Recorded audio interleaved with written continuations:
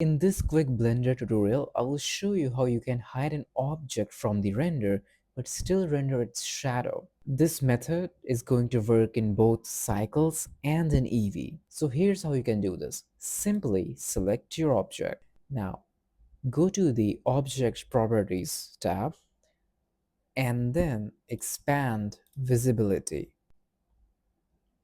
Here, under the Ray Visibility, simply turn this off, turn the camera off.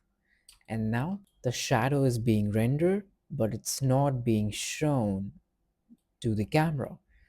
You can also do the vice versa, where you enable it in the camera, but disable the shadow if you want that. And as I said, this method is both useful for Eevee and in cycles. So if I just quickly turn this to Eevee, I'm gonna go to the object properties again, and then I will disable the camera, and it's working in Eevee as well. So I'm using Blender 5.0 for this to work. I hope you found this tutorial helpful. Please do subscribe and like this video. I will see you in the next one.